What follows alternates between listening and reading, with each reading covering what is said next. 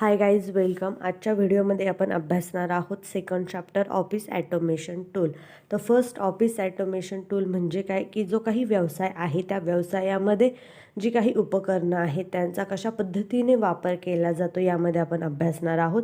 तर यामध्ये बघा की जे काही बिझनेस आहे किंवा बिझनेस वर्ल्डमध्ये मोठ्या प्रमाणावरती आपल्याला विविध उपकरणांचा वापर झालेला दिसून येतो. मग त्यामध्ये कम्प्युटर असेल किंवा विविध साधने असतील त्याचा आपण मोठ्या प्रमाणावरती वापर करत असतो. बघा एखादी कंपनी आहे त्या कंपनीचा बिझनेस वाढवण्यासाठी त्याच पद्धतीने ऑफिस असतील, कार्यालय असतील, त्यामध्ये डेटाबेस असेल किंवा एम्प्लॉईची इन्फॉर्मेशन असेल, प्रोडक्टिव्हिटी असेल किंवा कम्युनिकेशनसाठी जी काही लागणारी माध्यमे आहेत त्याचा मोठ्या प्रमाणावरती कार्यालयामध्ये वापर झालेला आपल्याला दिसून येतात. ऑफिस ॲटोमेशन टूलमध्ये प्रामुख्याने आपण मायक्रोसॉफ्ट वर्ड जे आहे, मायक्रोसॉफ्ट एक्सेल असेल किंवा मायक्रोसॉफ्ट पॉवर पॉईंट असेल याचा मोठ्या प्रमाणावरती वापर झालेला आपल्याला बघावयास मिळतो. तर बघा सुरुवातीला मायक्रोसॉफ्ट वर्ड जे आहे ते आपण बघणार आहोत. तर मायक्रोसॉफ्ट वर्ड जे आहे त्याचा वापर वर्ड प्रोसेसिंगसाठी मोठ्या प्रमाणावरती झालेला आपल्याला दिसून येतो. म्हणजे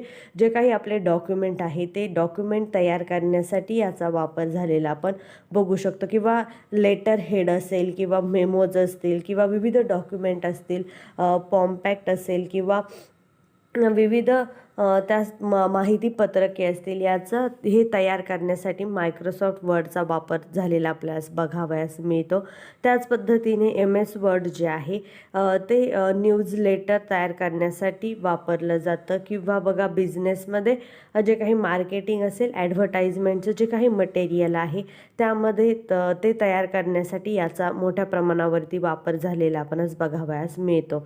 यानंतर बघा की मायक्रोसॉफ्ट एक्सेल आहे. तर मायक्रोसॉफ्ट एक्सेलचा उपयोग हा स्प्रेडशीट तयार करण्यासाठी झालेला आपल्यास बघावयास मिळतो. म्हणजे जे काही मॅनेजिंग असतील किंवा मॅनेजिंग कमिटी असेल त्यांचे काही डॉक्युमेंट असतील किंवा बघा आपण ज्यावेळेस एम्प्लॉईज आहे त्यांचे पेमेंट स्लिप करायच्या असतील तर त्यांची काही जी इन्फॉर्मेशन असेल तर ती इन्फॉर्मेशन एक्सेलमध्ये आपल्याला तयार करून ठेवता येते. त्याच पद्धतीने बघा की जे काही कस्टमर आहे आणि मार्केटिंगची इन्फॉर्मेशन असेल किंवा ॲडव्हर्टाइजमेंट करत असू तर त्याच पद्धतीने आपलं एखादा व्यवसाय असेल आणि त्या व्यवसायामध्ये कस्टमर्सची रिलेटेड काही संबंध येत असेल तर ते कस्टमरची जी काही इन्फॉर्मेशन असेल ती इन्फॉर्मेशन किंवा परफॉर्मन्स जो आहे एम्प्लॉईचा तो असेल. त्याच पद्धतीने जे काही इन्व्हेंटरी आहे कंपनीमध्ये जो काही माल आहे त्याची इन्फॉर्मेशन असेल तर ती इन्फॉर्मेशन त्या ठिकाणी तयार करण्यासाठी एक्सेल स्प्रेडशीटचा वापर झालेला आपल्याला दिसून येतो. त्याच पद्धतीने बघा कॉलेज असेल, स्कूल असेल त्यामध्ये जे काही स्टुडंट आहे त्यांची इन्फॉर्मेशन असेल ती इन्फॉर्मेशन फीड करण्यासाठी त्या ठिकाणी स्प्रेडशीटचा वापर झालेला आपल्याला मोठ्या प्रमाणावरती दिसून येतो.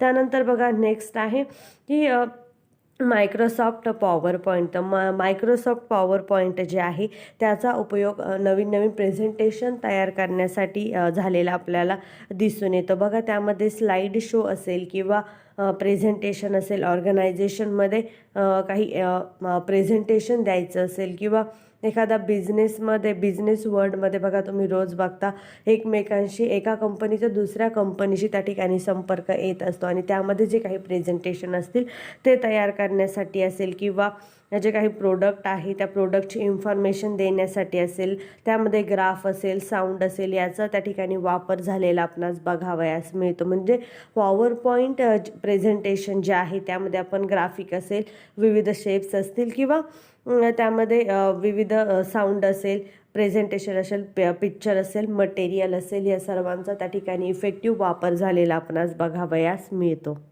यानंतर नेक्स्ट पॉईंट आहे डेफिनेशन ऑफ इन्फॉर्मेशन टेक्नॉलॉजी. यामध्ये फर्स्ट डेफिनेशन आहे information technology is the use of computer to store and transmit and manipulate data or information. म्हणजे बघा माहिती तंत्रज्ञान म्हणजे काय की डेटा असेल किंवा माहिती असेल ती साठविण्यासाठी असेल किंवा पुन्हा प्राप्त करण्यासाठी असेल किंवा हाताळण्यासाठी संगणकाचा जो काही वापर केला जातो त्याला इन्फॉर्मेशन टेक्नॉलॉजी असं म्हटलं जातं. तर त्यानंतर नेक्स्ट जे आहे डेफिनेशन ते आहे and information technology system is generally an information system, a computer system including all hardware, software and peripheral equipment operated by a limited group of users. म्हणजे बघा की कम्प्युटरमध्ये जे काही हार्डवेअर असतील, सॉफ्टवेअर असतील, त्या सर्व उपकरणांसह चालवली जाणारी जी काही संगणकीय प्रणाली आहे ती विशिष्ट जे काही युजर्स आहेत त्यांच्याकडून चालवली जाते. त्याला काय म्हटलं जातं? इन्फॉर्मेशन टेक्नॉलॉजी असं म्हटलं जातं. यामध्ये बघा आपल्याला काही बेनिफिट्स त्याचे सांगता येतील. मग त्यामध्ये फर्स्ट आहे रिमोट ॲक्सेबिलिटी. तर बघा की जे काही माहिती तंत्रज्ञान प्रणालीमध्ये कार्यालयाशिवाय अनेक इतर ठिकाणांहून ज्यावेळेस नेटवर्कचा पुरवठा केला जातो तेव्हा त्याला रिमोट ॲक्सेबिलिटी असं म्हटलं जातं. म्हणजे सर्व ठिकाणी हे काही नेटवर्क जे आहे ते त्या ठिकाणी उपलब्ध झालेलं असतं. म्हणजे आपण घरातून काम करू शकतो किंवा रोडवरती असो तर रोडवरती सुद्धा आपण त्या ठिकाणी ह्या प्रणालीद्वारे त्या ठिकाणी काम करता येऊ शकतं. म्हणजेच काय की इन्फॉर्मेशन टेक्नॉलॉजी जी आहे ती आपण कुठेही त्या ठिकाणी वापरात येऊ शकते. बघा तुम्ही आता बघता नेटचा वापर करताय, तुम्ही घरी बसून त्या ठिकाणी आता शिक्षण घेत आहात. हे सर्व कशामुळे शक्य झालेलं आहे? तर इन्फॉर्मेशन टेक्नॉलॉजीमुळे किंवा IT मुळे या ठिकाणी आपल्याला मोठ्या प्रमाणावरती उपयोग झालेला दिसून येतो. सेकंड आहे कम्युनिकेशन. बघा quick and effective communication is a very important to any business anywhere in the world. बघा इन्फॉर्मेशन टेक्नॉलॉजी आहे ती मोठ्या प्रमाणावरती वापरात आलेली आपल्याला दिसून येते. अलीकडच्या काळामध्ये बघा व्हिडिओ कॉन्फरन्सिंग असेल, SMS असेल किंवा बिझनेसमध्ये विविध प्रकारची प्रेझेंटेशन असतील, हे सर्व मोठ्या प्रमाणावरती IT इन्फॉर्मेशनच्या माध्यमातून झालेले आपल्याला दिसून येतात. म्हणजे बघा अलीकडच्या काळामध्ये सोशल डिस्टन्सिंग जे पाळायचं आहे त्यामध्ये आपण मोठ्या प्रमाणावरती ITचा वापर झालेला आपल्याला दिसून येतं. म्हणजे आपण घरी असो, घरून त्या ठिकाणी दुसऱ्या व्यक्तीला कम्युनिकेशन करू शकतो. टीचर जे आहे ते स्टुडंटशी कम्युनिकेशन करू शकतात किंवा एखादा दूरवर असणारी व्यक्ती जी आहे ती एखाद्या दूरवरच्या व्यक्तीशी संपर्क साधू शकते. हे सर्व कशामुळे शक्य झालेलं आहे? तर इन्फॉर्मेशन टेक्नॉलॉजीमुळे कम्युनिकेशनमध्ये जे काही बॅरियर्स होते ते त्या ठिकाणी मोठ्या प्रमाणावरती कमी करण्याचा प्रयत्न या ठिकाणी झालेला आपल्याला दिसून येतो. बघा ज्या काही बिझनेस आहे तर बिझनेसमध्ये ऑनलाईन पद्धतीने मोठ्या प्रमाणावरती भर दिलेला आपल्याला बघावयास मिळतो. मग ही जी इन्फॉर्मेशन आहे तर ही इन्फॉर्मेशन त्या ठिकाणी कम्युनिकेशन करण्यासाठी ह्या टेक्नॉलॉजीचा वापर झालेला आपल्याला मोठ्या प्रमाणावरती आढळून येतो. त्यानंतर नेक्स्ट पॉईंट आहे क्रिएशन ऑफ न्यू जॉब. बघा जे नवीन पद्धतीचे किंवा नवनवीन नोकऱ्या यामुळे मिळणं शक्य झालेलं आहे.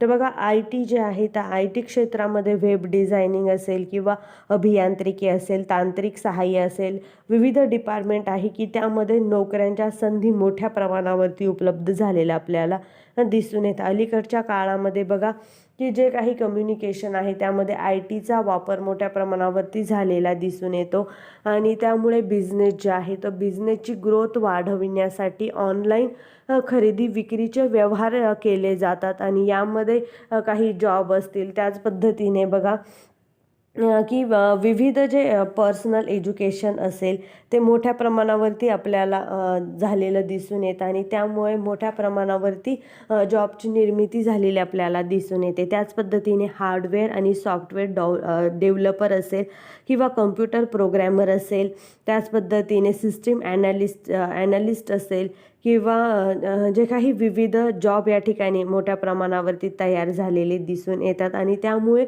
नवनवीन संधी युवकांपुढे आलेली आपल्याला बघावयास मिळते. हा एक फायदा आपल्याला इन्फॉर्मेशन टेक्नॉलॉजीचा सांगता येईल. त्यानंतर नेक्स्ट आहे बघा ॲडव्हान्समेंट ऑफ इकॉनॉमिक्स. तर यामध्ये बघा की जी काही इन्फॉर्मेशन आहे ती बिझनेसची असेल तर ती इफेक्टिव्हपणे झालेली आपल्याला दिसून येते. बघा आत्ताच्या व्यवसायामध्ये जे काही बाईंग किंवा सेलिंगच्या ज्या काही ॲक्टिव्हिटी आहे त्या आपण सोशल डिस्टन्सिंग पाळून त्या ठिकाणी करत आहोत. त्याच पद्धतीने बघा की इकॉनॉमिकची जी काही ग्रोथ आहे ती ग्रोथ होण्यासाठी आपल्याला इन्फॉर्मेशन टेक्नॉलॉजीचा वापर झालेला दिसून येतो. म्हणजे एखादा लोकल पातळीवरील जो काही उत्पादक असेल त्याचा जो काही काही माल आहे तो आपल्याला इंटरनॅशनल मार्केटमध्ये सुद्धा देखील विकता येतो.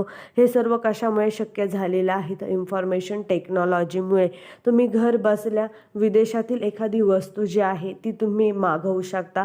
हे त्याच पद्धतीने बघा की ज्या काही किंमत जी आहे ती किंमत आपल्याला या ठिकाणी कमी झालेली दिसून येते. म्हणजे सुरुवातीला होलसेलर असतील किंवा रिटेलर असतील यांचा जो काही मिळणारा नफा आहे तो नफा या ठिकाणी कमी होऊन डायरेक्ट आपण उत्पादकाशी संपर्क साधू शकतो आणि त्यामुळे ग्राहकांना नवनवीन वस्तू ज्या खेडेगावात उपलब्ध नाहीत अशा वस्तू मोठ्या प्रमाणावरती उपलब्ध झालेल्या दिसून येतात आणि त्यामुळे पैशाची जी काही देवाणघेवाण आहे ती मोठ्या प्रमाणावरती घडून येते आणि व्यवसाय उत्पादनाला चालना मिळाली म्हणजे त्या देशातील जे काही इकॉनॉमी आहे ते इकॉनॉमिकमध्ये ग्रोथ झालेली आपल्याला दिसून येऊ शकते. त्याच पद्धतीने बघा की इंटरनॅशनल बिझनेस असतील तर त्या इंटरनॅशनल बिझनेसमध्ये आपला माल टिकवून ठेवण्यासाठी विविध पद्धतीचा त्या ठिकाणी चेंजेस IT मुळे शक्य झालेले आपल्यास बघावयास मिळतात. त्याच पद्धतीने बघा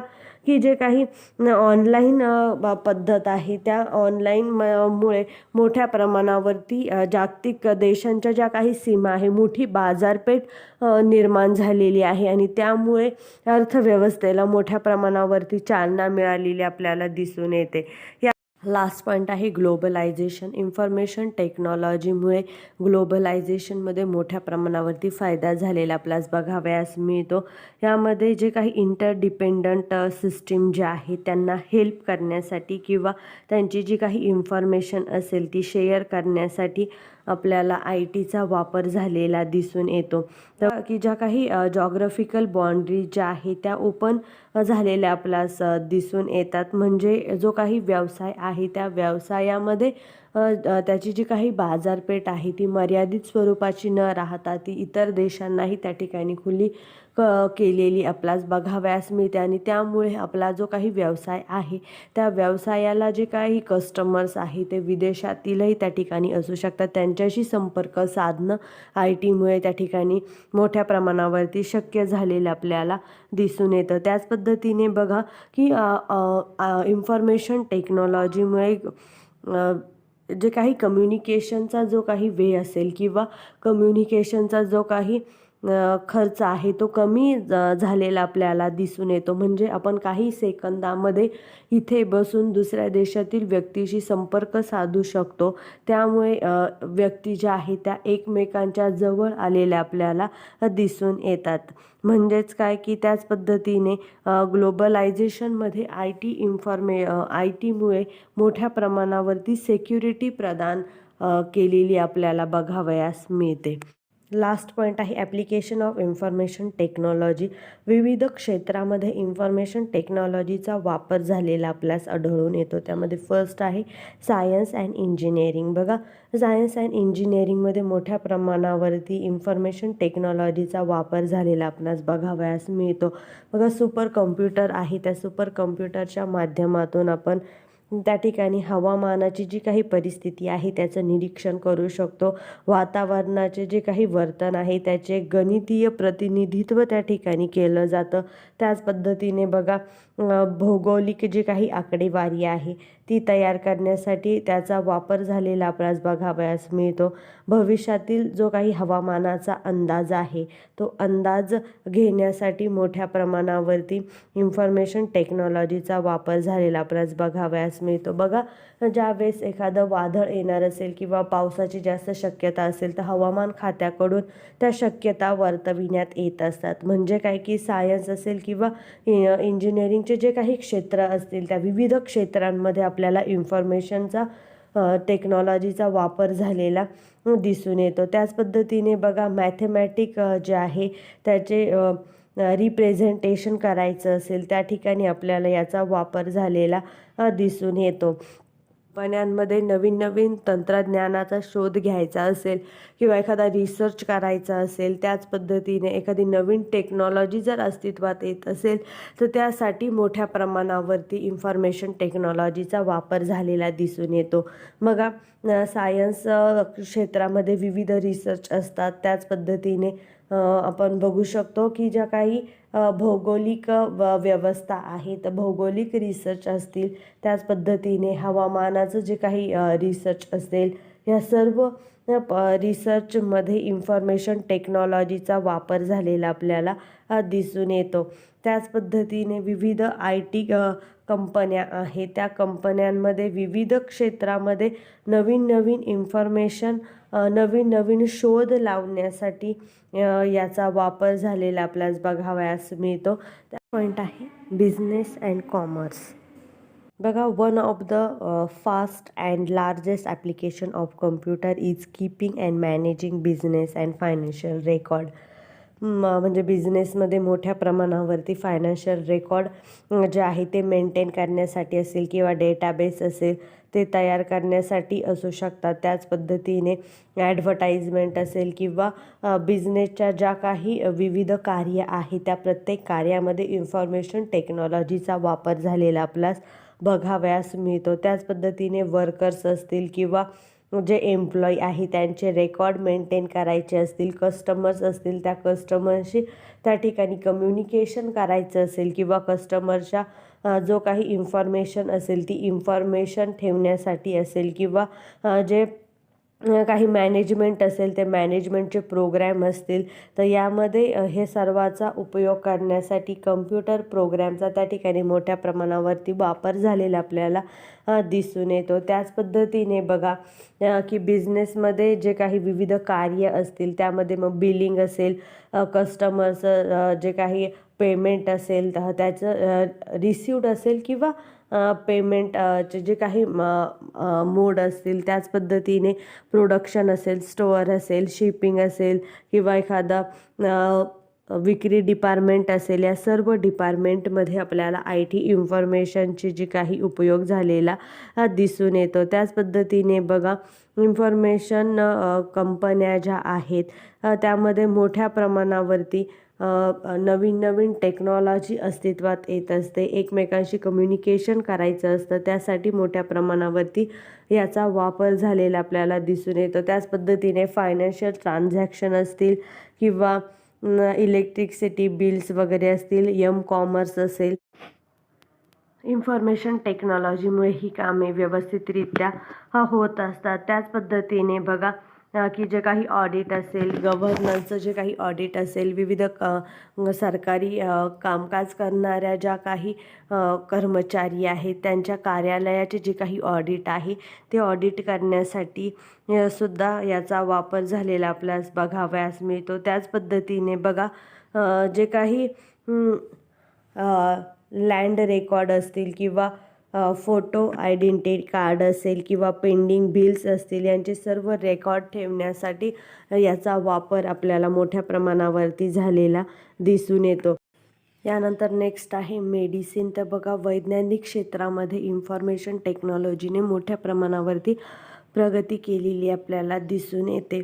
तर बघा, विविध जे काही मेडिसिन असतील ते तयार करण्यासाठी असेल किंवा बघा आपल्या शरीरातील प्रत्येक अवयवाचा सुद्धा फोटो काढण्याची टेक्नॉलॉजी या ठिकाणी अस्तित्वात आलेली आहे. म्हणजे काय की हे सर्व कशामुळे शक्य झालेलं आहे, तर हे इन्फॉर्मेशन टेक्नॉलॉजीमुळे शक्य झालेलं आहे. ते बघा, विविध क्षेत्र असेल, मेडिसिन असतील, विविध प्रकारच्या त्याचा शोध लावणं असेल किंवा केमिकल असतील, तर त्याचा प्रभावी वापर करण्यासाठी इन्फॉर्मेशन टेक्नॉलॉजीचा वापर झालेला आपणास बघावयास मिळतो. विविध प्रकारचे अत्यंत डिफिकल्ट असणारे ऑपरेशन देखील यामुळे त्या ठिकाणी शक्य झालेले आपणास बघावयास मिळतात.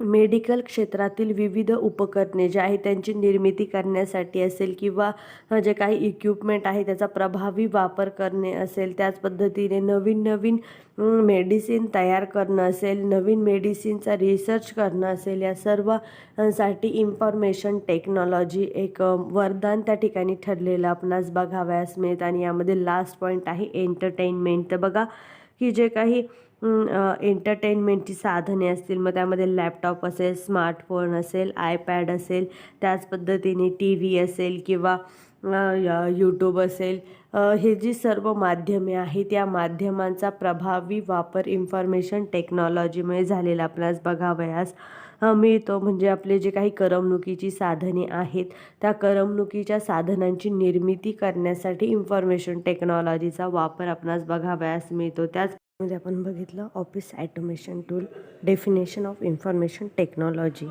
Benefits and application of information technology. Thank you.